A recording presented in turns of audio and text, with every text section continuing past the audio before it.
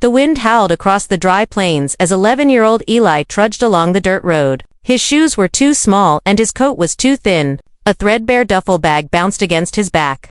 Holding all he owned: 3 shirts, a faded photo of a woman with kind eyes, and a letter he couldn't read but carried anyway. Eli was a half-blood boy. That's what they called him in town. Part native, part white, and wholly unwanted. The reservation didn't want him because he looked too pale. The town didn't want him because he wasn't white enough. Foster homes came and went, none sticking. Each time, someone would smile at him for a week, then whisper to social services when they thought he wasn't listening. He's too quiet. He doesn't fit in. He doesn't try. Truth was, Eli had tried. But when you're a boy who doesn't know which world you belong to, trying feels like screaming into a storm. So here he was walking the highway to nowhere, following a rumor of a ranch that took in strays.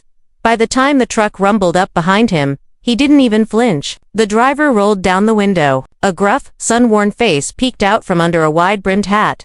"You lost, son." Eli didn't answer, just stared ahead. "Name's Cole McAllister," the man said. "I own that ranch out yonder." Still no reply. "You hungry?" That made Eli's eyes flicker. He nodded once. The truck door creaked open. Cole's ranch was nothing fancy: dusty fields, a red barn leaning from age, and a few cattle that looked as tired as the man who owned them. But it smelled of hay and horse and wood, and for the first time in a long time, Eli didn't feel watched as noticed. Cole didn't ask questions that first week. He gave the boy chores, real ones: shoveling, feeding, mending fences. Hard work, but honest. They'd eat dinner in silence most nights, the fire crackling between them. One night, as Eli helped stack firewood, he blurted out, "Why'd you pick me up?" Cole shrugged. "You looked like someone who'd been told no too many times." Eli looked down. "No one wants me." Cole paused, then said, softly but firmly, "I do." Those 3 words hung heavy in the cool night air. Eli didn't cry then. Not yet. But something cracked in his chest. Weeks passed. The horses began to trust Eli, maybe because he didn't try to make them. He didn't push, didn't shout. He just was gentle, patient, quiet.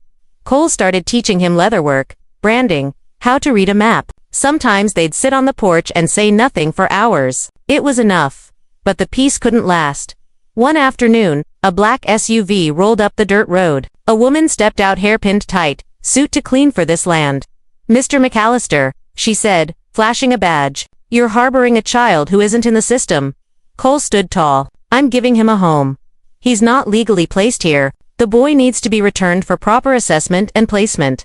Eli stood behind the barn, listening, heart pounding, mouth dry. He thought of running, like always, but something inside told him to wait.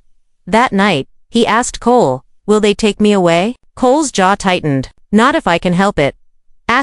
The next few days were tense. Cole made calls, spoke to old friends and town people who owed him favors. He even called a tribal elder Eli had never met, and Eli started to fight for himself, just a little. He went into town with Cole for supplies, walked with his chin a little higher. He helped deliver a calf on the ranch and didn't flinch once. At night, he read the letter he always carried. Cole helped him sound out the words. "My son, I hope this finds you when you are old enough to understand. You are both your father's fire and your mother's earth. You are not half of anything. You are whole, and you belong everywhere."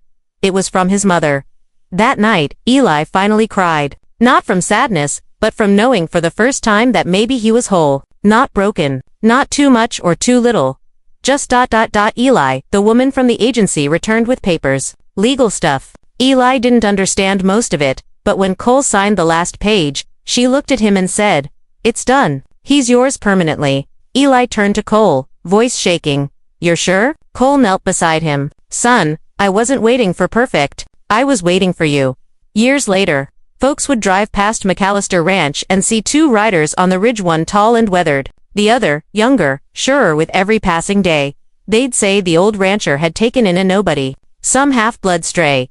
But if you asked Cole, he'd say, "Nah, I found my boy out on the road, where the world gave up on him. Best thing I ever did was stop the truck." And if you asked Eli, he'd just smile, tip his hat like his father taught him, and say, "Took a while, but I finally found home."